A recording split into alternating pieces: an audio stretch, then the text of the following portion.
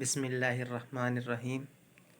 مولانا ظفر احمد عثمانی رحمۃ اللہ علیہ، جنہوں نے مشرقی پاکستان کی پرچم کشائی کی، وہ فرماتے ہیں کہ میں متحدہ ہندوستان یعنی جب پاکستان کی تقسیم نہیں ہوئی تھی اس سے پہلے موزہ گڑھی پختہ ضلع مظفر نگر میں مدرسہ ارشاد العلوم میں پڑھایا کرتا تھا۔ تو وہاں کے جو رئیس تھے خان صاحب، وہ انگریز کی طرف سے مجسٹریٹ بھی تھے، تو لوگ ان کے پاس اپنی شکایات وغیرہ لے کے آیا کرتے تھے، جن کے مسائل کو وہ حل کیا کرتے تھے۔ تو ایک دفعہ ایک نو مسلم میرے پاس آیا اور اس نے کہا کہ میں نے آپ سے سفارش کرانی ہے خان صاحب کے ہاں، کہ مجھے معلوم ہوا ہے کہ مجسٹریٹ صاحب آپ کی بات کو رد نہیں کرتے، آپ جس کی سفارش کر دیں اس کی سفارش کو ضرور قبول کرتے ہیں۔ تو میں نے اس سے پوچھا کہ تمہارے اسلام لانے کا کیا واقعہ ہوا، تم کس طرح مسلمان ہوئے؟ تو اس نے کہا کہ میرے اسلام لانے کے واقعے میں تھوڑی تفصیل ہے۔ پھر اس نے بتایا کہ میں بیمار ہو گیا اور میری بیماری نے طول پکڑا، یعنی مرض بہت زیادہ بڑھ گیا اور اس میں کافی عرصہ لگ گیا۔ میرا بھائی بھی ڈاکٹر تھا۔ ایک دن میرے پاس وہ آیا اور آ کے کہنے لگا کہ تم جتنا مرضی اپنا علاج کرا لو، اب تم ٹھیک ہونے والے نہیں ہو، لہٰذا تمہیں اب کسی قسم کی کوئی پرہیز کی ضرورت نہیں، جو کچھ کھا سکتے ہو کھا لو، اور تمہاری موت کا وقت قریب آ گیا ہے۔ تو جب میں نے اپنے بھائی کی یہ بات سنی تو میں پریشان ہو گیا اور رونے لگا۔ جب میں رو رہا تھا تو میری بیوی میرے پاس آئی اور آ کے اس نے پوچھا کہ کیوں رو رہے ہو؟ تو میں نے اس کو کہا کہ بھائی صاحب کی تم نے بات نہیں سنی کہ وہ کہہ رہے ہیں کہ تمہیں پرہیز کرنے کا اب کوئی فائدہ نہیں، کیونکہ تمہارا علاج ممکن نہیں ہے، تو اس بات کے اوپر رو رہا ہوں۔ تو میری بیوی کرسی رکھ کے میرے پاس بیٹھ گئی اور کہنے لگی اگر میں تمہیں ٹھیک کر دوں تو تم میری بات کو مانو گے؟ اس نے کہا کہ جان سے آگے تو کوئی بھی چیز نہیں ہوتی۔ تو میں نے کہا کہ بات تو ضرور مانوں گا۔ تو اس نے کہا کہ تم کو میں ایسا دم کروں گی کہ تم ٹھیک ہو جاؤ گے۔ چنانچہ اس نے کرسی میرے پاس رکھی اور کچھ پڑھنا شروع کر دیا۔ میں نے سمجھا کہ اس کا والد جو تھا آریہ سماج میں تھا، اس نے اس کو وید وغیرہ پڑھائی ہوگی، جو کہ ہندوؤں کی مشہور مذہبی کتاب ہے، تو لہٰذا اس کو معلوم ہوگا، اس کو پڑھ کے کوئی جھاڑ پھونک کر رہی ہوگی۔ تو چنانچہ ایک ہفتہ تک اس نے مجھے دھم کیا، تو میں اس قابل ہو گیا کہ پہلے میں چارپائی کے اوپر کروٹ نہیں لے سکتا تھا، تو ایک ہفتے کے اندر میرے اندر اتنی طاقت آ گئی کہ میں نے گھر کے اندر چلنا پھرنا شروع کر دیا۔ پھر دوسرا ہفتہ آیا تو میں گھر کے باہر بھی گھومتا، گھر کے اندر بھی گھومتا، میری صحت اتنی زیادہ اچھی ہو گئی۔ پھر تیسرا ہفتہ ہوا تو میں اپنی والد کی دکان پہ جانا شروع کر دیا، تو ان کے کاروبار میں ساتھ ساتھ کام تھوڑا بہت کراتا تھا۔ پھر چوتھا ہفتہ آیا تو میں بالکل تندرست و توانا ہو گیا۔ تو کچھ دن گزرے تو میری بیوی نے مجھے کہا کہ تم کو اپنا وعدہ یاد ہے؟ میں نے کہا ہاں مجھے یاد ہے۔ اس نے کہا کہ میں مسلمان ہوں، تم بھی مسلمان ہو جاؤ۔ جب میں نے اس کے منہ سے سنا کہ یہ مسلمان ہے تو مجھے بہت زیادہ حیرت ہوئی۔ میں نے کہا تمہارا باپ جو ہے وہ تو آریہ سے تعلق رکھتا ہے اور وہ تو مسلمانوں کے بہت سخت دشمن ہیں، تم کیسے مسلمان ہو گئی؟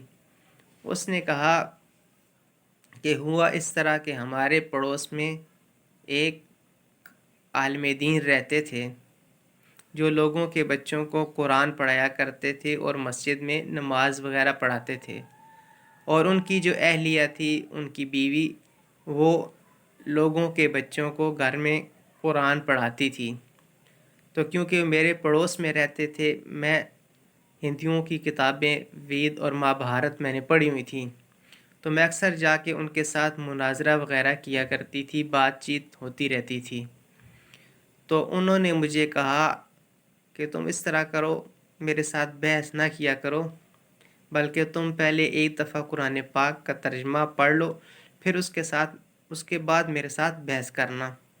تو مجھے ان کی بات اچھی لگی، میں نے ان سے ترجمہ پڑھنا شروع کیا۔ کچھ دن گزرے تو میں نے کہا کہ مجھے اس طرح مزہ نہیں آ رہا، مجھے ساتھ ساتھ قرآن پاک بھی پڑھاؤ۔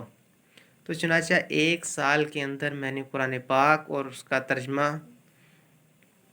ان عالم دین کی اہلیہ سے پڑھ لیا۔ جب سال پورا ہو گیا، میرا ترجمہ مکمل ہو گیا، تو انہوں نے مجھے کہا کہ اب آپ میرے ساتھ بحث کریں کہ آپ اسلام کی کس بات کے اوپر آپ کو اعتراض ہے۔ تو میں ان کے سامنے رونے لگی اور میں نے کہا کہ سچ پوچھے تو قرآن پاک کی برابری کی تو دور کی بات، اس کے قریب بھی کوئی کتاب نہیں گزرتی، یہ تو نہایت اچھا اور اعلیٰ کلام ہے۔ تو میں نے چپکے سے اسلام قبول کر لیا۔ تو اس استانی صاحبہ نے مجھے کہا کہ اپنے اسلام کو ابھی ظاہر مت کرنا، کیونکہ تمہارا باپ آریہ سے تعلق رکھتا ہے تو ہمارے لیے بھی مسائل پیدا کرے گا۔ چنانچہ میں ان کے گھر جاتی تھی، تعلقات بہت زیادہ تھے، پڑوس میں رہتے تھے، تو میں انہی کے گھر وضو کر کے ساری نمازیں پڑھا کرتی تھی۔ جب میری شادی ہونے لگی تو انہوں نے 2-4 جوڑے میرے لیے بنائے اور اس کے بیچ میں قرآن پاک رکھ دیا۔ پھر میری بیوی نے وہ قرآن پاک مجھے دکھایا بھی، تو کہا کہ میری والدہ کو کہ ہماری بیٹیوں کی طرح تھی، ہر وقت ہمارے گھر میں رہتی تھی، تو ہمارا بھی حق بنتا ہے ہم اس کو کچھ نہ کچھ ضرور دیں۔ تو میری والدہ نے خوشی سے قبول کر لیا۔ چنانچہ انہوں نے 2-4 کپڑوں کے جوڑوں میں قرآن پاک رکھا اور مجھے دے دیا، جو میرے پاس ابھی موجود ہے۔ تو میں اسی قرآن پاک کی سورہ علم نشرح پڑھ کے تمہارے اوپر دم کرتی رہی ہوں، جس کی وجہ سے تم تندرست اور ٹھیک ہوگے۔ تو میں نے اس کو کہا کہ دیکھو ابھی میرا کاروبار نہیں ہے، ابھی میں والد کے ساتھ کام کرتا ہوں، تو لہٰذا ہم کوئی مناسب موقع دیکھ کر اپنے اسلام کا اعلان کریں گے، ابھی ہم اعلان نہیں کرتے۔ چنانچہ میں اپنے والد کے ساتھ کام کرتا رہا، حتیٰ کہ میں نے محنت کوشش کر کے ایک اپنی دکان بنا لی۔ جب اپنا کاروبار میرا مکمل طور پر صحیح ہو گیا، چلنے لگ پڑا، تو ہم نے اسلام کا اعلان کیا، تو جس کی وجہ سے میرے والد نے مجھے میراث سے محروم کر دیا، لیکن میری والدہ نے مجھے اپنی زمین کا حصہ دیا ہے۔ میرے باقی عزیز و اقارب اور سارے یہ کوشش کر رہے ہیں کہ یہ حصہ مجھے نہ ملے، اس لیے میں آپ کے پاس آیا ہوں کہ آپ خان صاحب سے سفارش کریں تاکہ مجھے میری زمین کے اندر سے یہ حصہ مل جائے۔ تو جب لڑکی کے باپ کو یعنی میری بیوی کے باپ کو پتہ چلا کہ میری بیٹی اور داماد نے اسلام قبول کر لیا ہے، تو اس نے اپنے بھائی کو اپنی بہن کے پاس بھیجا، یعنی اپنے بیٹے کو اپنی بیٹی کے پاس بھیجا کہ جاؤ اس کو جا کے سمجھاؤ۔ وہ بھی ڈاکٹر تھا اور آیا اور آ کے بہن کو کہنے لگا کہ تم نے جو اسلام قبول کیا ہے اس کے اندر کیا خوبی ہے، کہ یہی وہ اسلام نہیں ہے جو گائے کو ذبح کرنے کا حکم دیتا ہے۔ تو اس نے اپنے بھائی کو کہا کہ دیکھو ایک دفعہ جب وبا آئی تھی تو میں نے وید میں پڑھا تھا کہ راجا نے حکم دیا تھا کہ 100 گائے ذبح کر کے جنگل میں پھینک دی جائیں، جس کے گوشت کو پرندے اور جانور کھائیں، جس کی وجہ سے وبا دور ہو جائے گی۔ تو چنانچہ ایسا کرنے سے وبا دور ہو گئی تھی۔ تو جس گائے کو درندے کھا سکتے ہیں، جانور پرندے کھا سکتے ہیں، اگر اس کو انسان کھا لے تو اس میں کون سی حرج کی بات ہے۔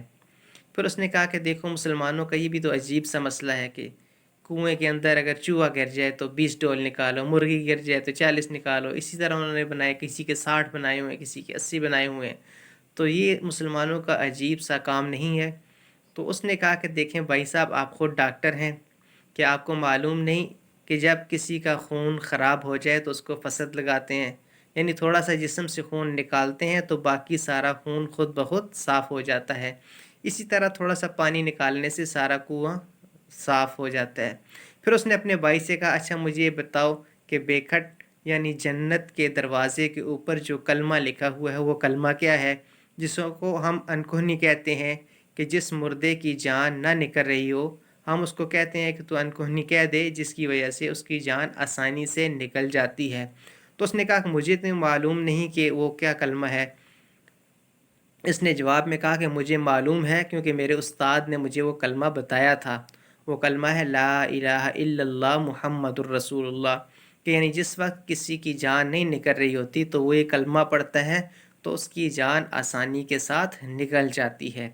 تو اس کا بھائی لاجواب ہو گیا اور باپ کو جا کے کہا کہ وہ بہت سوچ سمجھ کے مسلمان ہوئی ہے، اس کو دوبارہ ہندو کرنا کوئی آسان کام نہیں۔ چنانچہ فرماتے ہیں کہ میں نے خان صاحب سے سفارش کی کہ اس کے مسئلے کو حل کیا جائے۔ چنانچہ والدہ کی طرف سے اس کو اس کی میراث مل گئی اور باپ نے اس کو میراث نہ دی۔ تو اللہ تعالیٰ نے اس قرآن کو یہ فرمایا شفاء للناس، کے قرآن پاک لوگوں کے لیے شفا ہے۔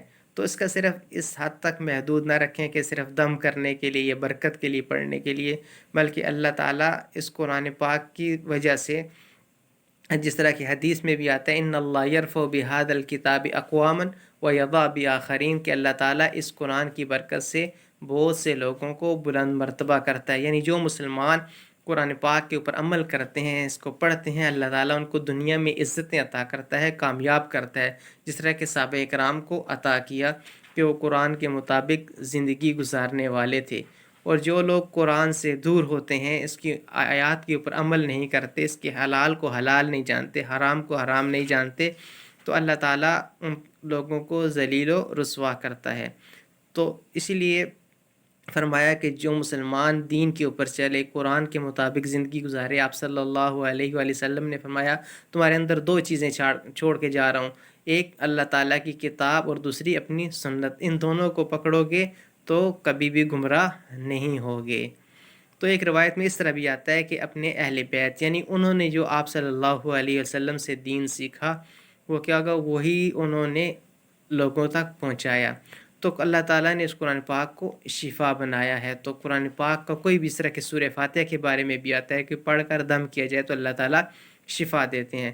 تو اس کو قرآن کی برکت سے شفا بھی مل گئی اور اس کو اسلام بھی مل گیا۔ تو اگر ہم قرآن کے اوپر عمل کریں گے تو اللہ تعالیٰ ہماری دنیا کو بھی سنوار دیں گے اور آخرت کو بھی۔ وآخر دعوانا ان الحمد للہ رب العالمین۔